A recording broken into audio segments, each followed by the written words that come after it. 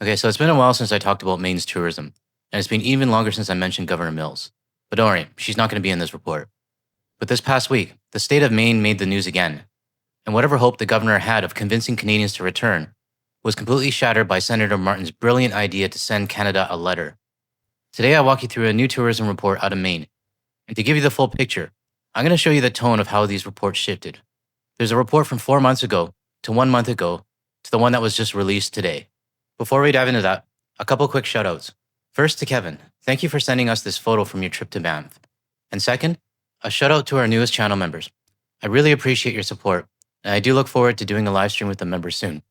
I'm just a regular Canadian who started making a few videos to vent, and now, only about 4 months later, this community has grown to over 50,000 people, all here to support each other.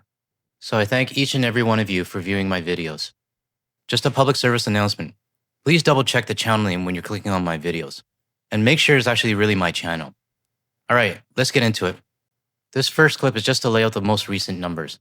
We're looking at how many travelers are actually still going to Maine right now. It's important to start here because the numbers might actually tell a different story versus these reports that you're going to see. Canadian visitors to Maine were down again in July. The latest Customs and Border Protection data is in, and it shows a 28% drop in crossings at the Maine border compared to July of 2024. That's 108,000 fewer Canadian visitors to Maine in July. Year to date, crossings are down 25%. Month to month, the drop-off has ticked down just about 2% each month since April, which is better than the alternative. Now, August is historically the biggest month for Canadian travel to Maine, and if the trend continues, we're looking at another 106,000 fewer Canadian visitors to Maine this month.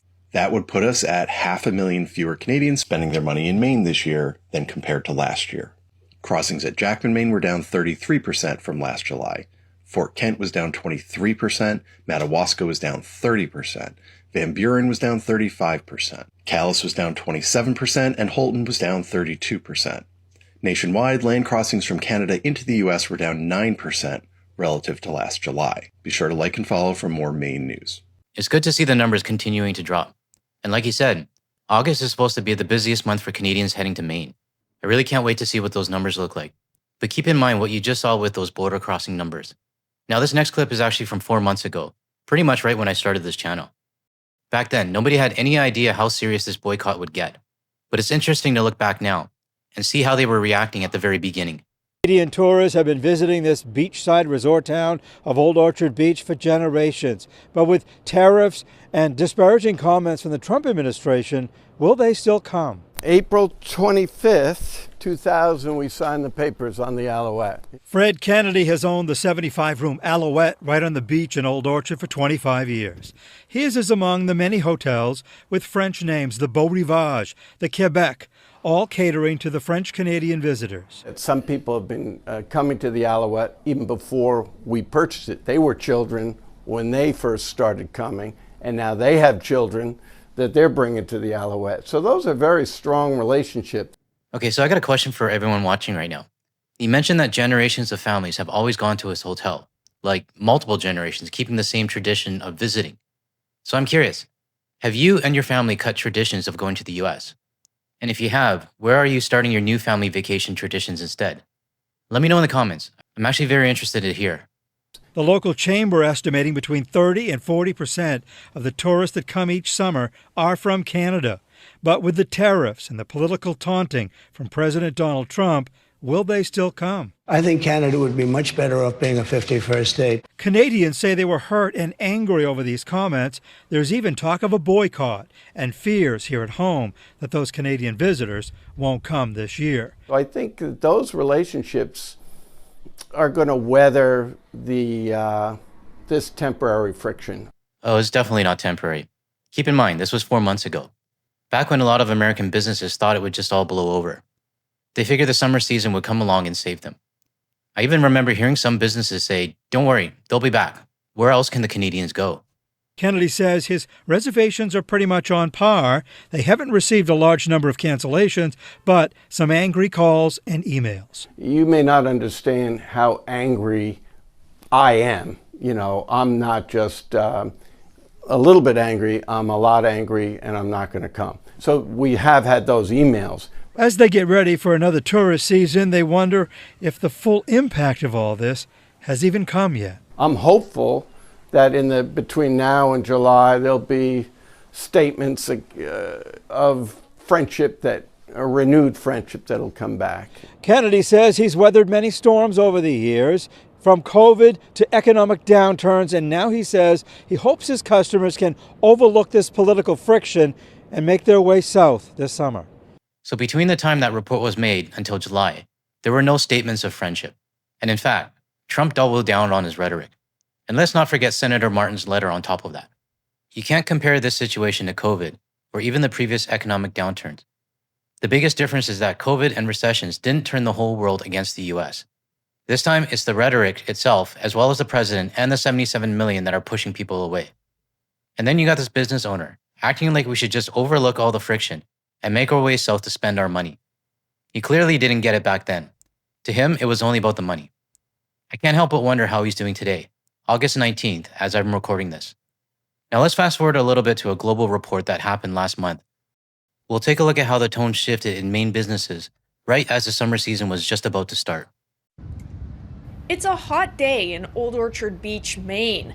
Visitors are flocking to storefronts, attractions, and especially the beach. But this year is different from those before, with Canada-US tensions ongoing and data showing a decline in Canadians crossing the border into Maine. Some business owners are feeling the difference. It's like 50% off. Very bad. No business. No Canadian, no business. Very tough. He says outside of that, this year has already been challenging, with a rainy start to the season and economic concerns. But combined with fewer Canadian visitors, The worst year we have. We never have a year like that. Very, very, very bad. Even worse than the COVID. Even worse than COVID. And to think about that for a second, it must be really bad if it's worse than a time period where people couldn't even leave their homes. This report was done right at the start of summer, a time when Canadians should be flocking to the city, filling up restaurants, hitting the beaches, and spending their money. But as this business owner says, he's down 50%, or at least I think that's what he meant. Or his products are 50% off, I'm not sure. But I've said this before in my past videos, and I'll say it again for anyone new here. I don't trust a single word from a tourism board official or government official when it comes to how well the region is doing. I trust a guy like this guy. He's on the ground and he's seeing his bottom line suffer. And to me, that says everything. It shows that our efforts to avoid the US are working, and it's making a real difference. and miles away and minutes from the Canadian border, a Holton Pizza restaurant says they're noticing a decrease too. It's a little bit more difficult coming across the border, but also more importantly that there's just some question as to how are they going to be received. But not all businesses are feeling the crunch. Mark Wright manages On the Beach Motel in Old Orchard Beach and says this year has been mostly ordinary, except for one longtime Canadian guest choosing to stay home. He said it's because of the old relationship with Canada and U.S. Meanwhile, this restaurant manager says less than half of their guests are from Canada. I think that they're coming, they're here, it's just taking a little longer. He has a message for Canadians feeling hesitant about traveling south. Just leave that between the politicians and just do what you normally do. Anna Mandan, Global News, Maine. Now let me translate what this guy is really saying. He's basically telling us, forget that the president is threatening your country's existence.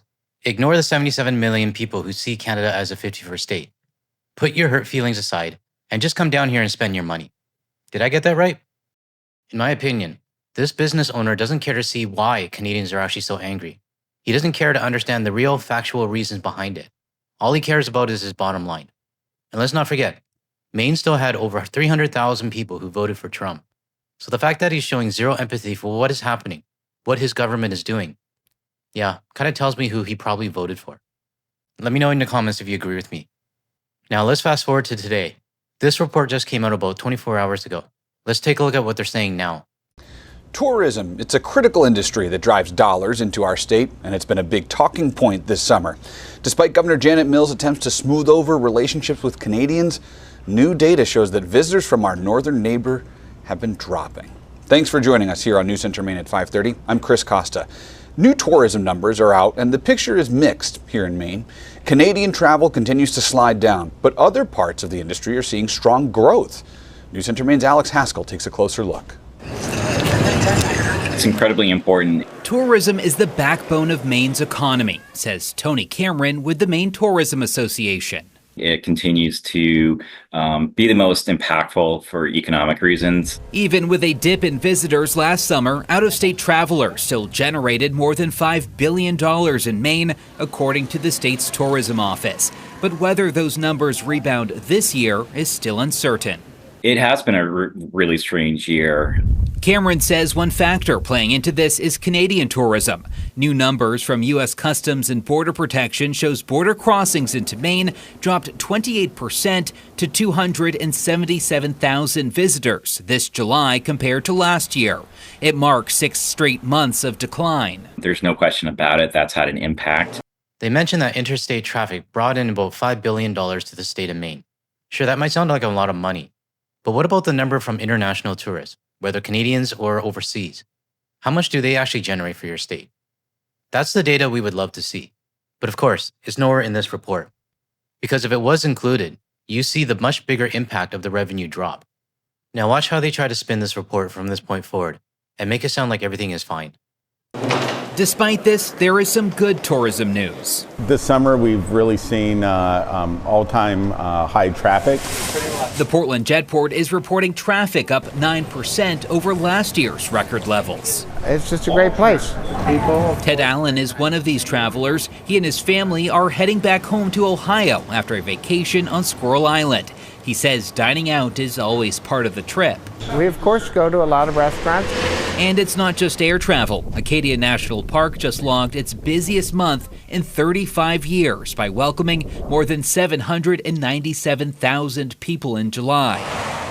The Maine Turnpike is also seeing heavier traffic, up nearly 1 million toll transactions so far compared to last summer. Just another example of how complex the tourism industry is in Maine. There isn't one particular reason that will make or break tourism or our season. There's a number of different factors that go into it.